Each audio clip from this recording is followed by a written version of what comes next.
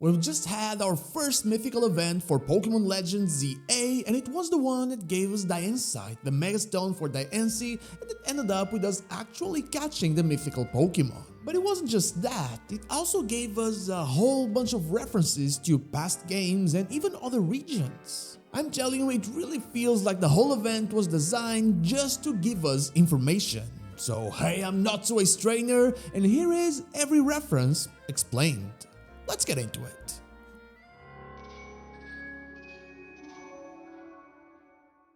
The first reference happens when we first meet with Emma and Mimi after starting the side quest. Emma calls someone named Sedna, telling them that she needs their help. She also mentions someone called Aries and Nyx. But who are these people? Well, they're part of what's known as the Lumiose gang. And Emma used to be their boss and seems like she still is, just not in a criminal way. They showed up for the first time back in X and Y, and we actually battled all three of them during the postgame. They are two punk girls and one punk guy, and Aries had a team of Pangoro and Buffalant, Nyx had a team of Druddigon and Crocodile, and Sedna had a team of simply a Mandibuzz. It is nice to see that they still keep in touch and that they still are carrying on their duties at the Looker Bureau where they started working at the end of the postgame from Pokemon X and Y.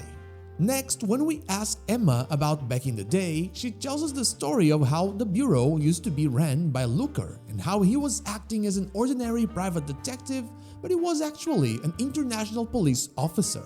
Then she starts talking about how he had to leave, which he did after he solved the case of whatever Zero Zik was trying to do, and that he had to solve more cases somewhere far away.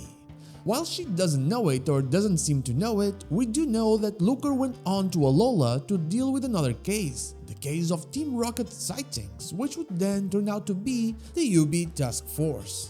It is also kinda sad that it appears that Emma no longer keeps in touch with Looker. But to be honest, neither do we.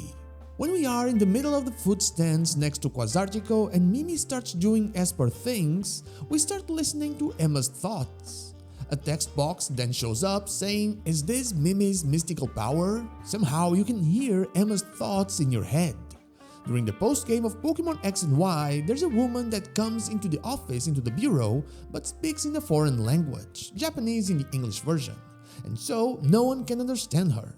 It's then that Emma comes home with Mimi and a text box shows up that says, "Is this Mimi's mystical power?" Somehow you can hear the strange woman's thoughts in your head.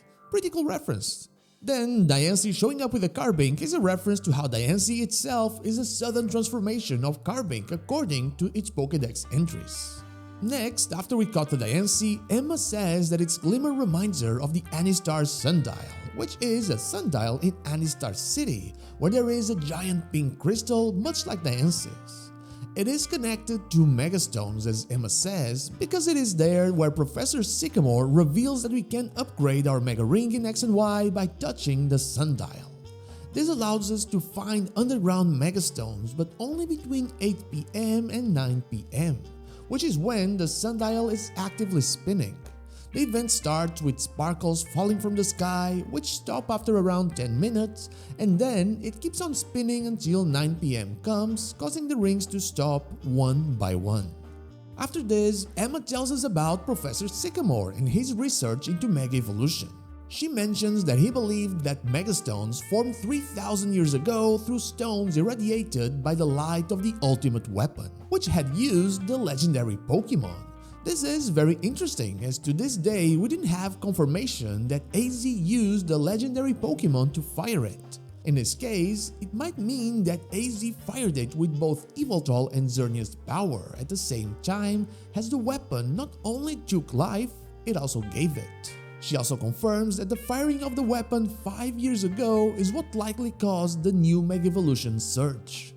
Also, if you're wondering where Sycamore might be, here's a theory for you to check out after this video. After this, we have what is likely the most interesting reference that actually changes everything.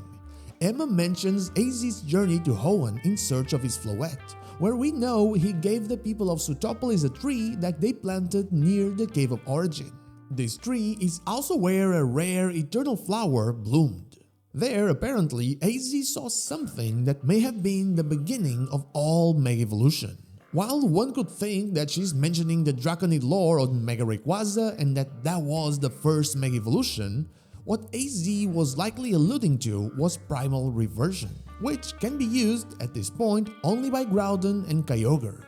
This is likely a hint at the DLC, since we have information on the website about these two special donuts that Ansha can make, hinting at the return of Groudon and Kyogre and very likely their primal forms. While before all of this, Primal Reversion and Mega Evolution were not really connected, the DLC might be about to change everything and finally reveal the origins of Mega Evolution.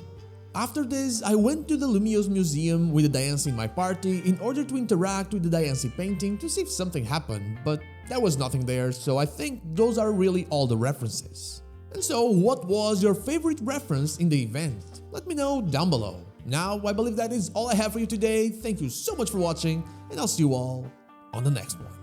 But before I go, I want to thank my YouTube member Good Old Deo and my Twitch subscribers Newbies Here, Zanes222, Lazarix, Dr. Joe, Dark Puffy 1, Ventura, Blinkfish, Streamer Maxi is back, and Official Noise for going that extra mile. Thank you so much for all of your support.